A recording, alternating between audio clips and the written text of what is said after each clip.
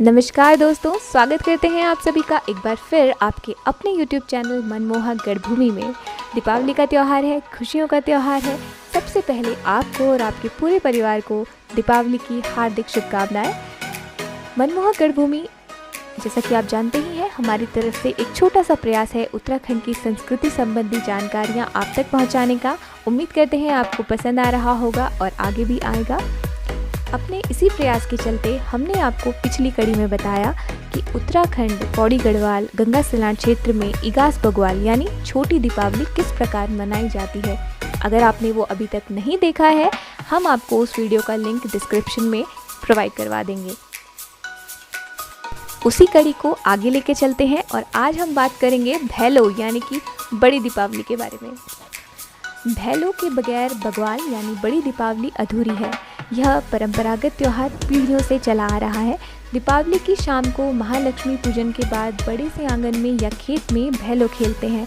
इसमें भीमल के पेड़ की, कंडाली की, गिलोय की, सहतूत की और मालू की टहनी की रस्सी बनाकर बग्वाल के दिन रस्सी के दोनों छोरों में बांस, भीमल, चीड़ की टहनी के टुकड़ों की गड्डी बनाकर बांध देते हैं और फिर ढोल दमाओ, जो कि यहाँ के पारंपरिक वाद्य यंत्र हैं, इनके साथ सामूहिक लोग पारंपरिक नृत्य करते हुए इन गड्डियों पर आग लगाते हैं और इनको घुमाते हुए कहते हैं, भैलो रे भैलो कार्तिक एलो, औसे के राते उजालो खेलो, नाचे नाचे की गावा मार फाल, फिर बौड़ी आएगे बागवाल, दैनी वे तुमको बागवाल, दैनी वे तुमको बागवाल।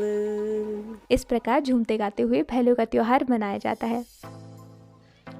पहले के समय में साधन कम थे, परंतु जितने भी थे प्रकृति प्रदत्त थे। मनुष्य का प्रकृति से प्रगाढ़ रिश्ता था।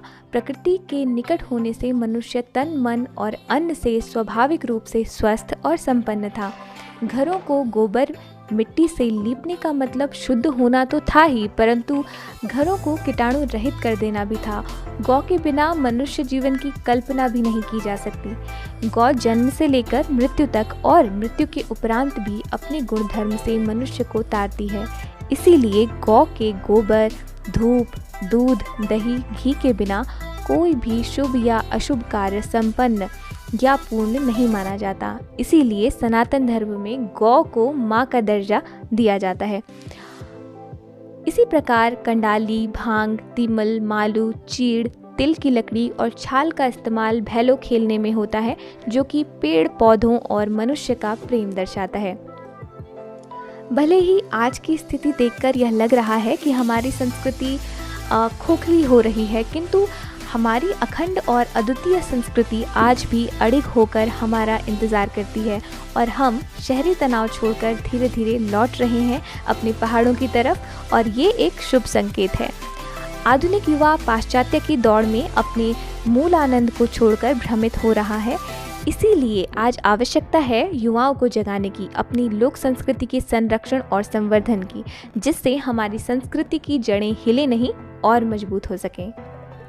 प्रकाश पर्व दीपावली में भैलो के माध्यम से पूरे वातावरण को प्रकाशित करते हुए एक दूसरे को बधाई दी जाती है कि सबके जीवन का अंधेरा छटे और वे प्रकाशमय हो जाएं। फसल कटने के उपरांत खेतों का कूड़ा करकट जमा करके जगह जगह ढेर लगाई जाती है।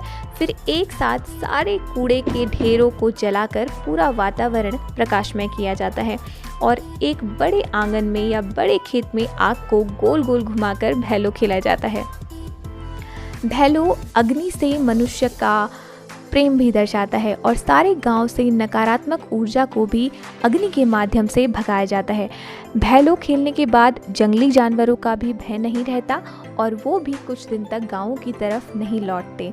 भैलो खेलते हुए सामूहिक नृत्य होता है और लोग सीटियाँ बजाकर शोरगुल करते हुए इस पर्व को मनाते हैं।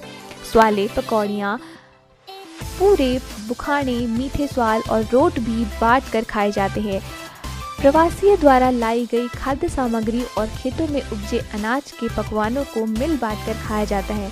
पहाड़ी लोगों का मिलनसार होना और स्वच्छ आनंद से एक दूसरे के साथ मिलकर त्योहार मनाना मानव और प्रकृति के इस अद्भुत प्रेम को दर्शाती है ये बग्वाल। तो आज की कड़ी में दोस्तों इतना ही।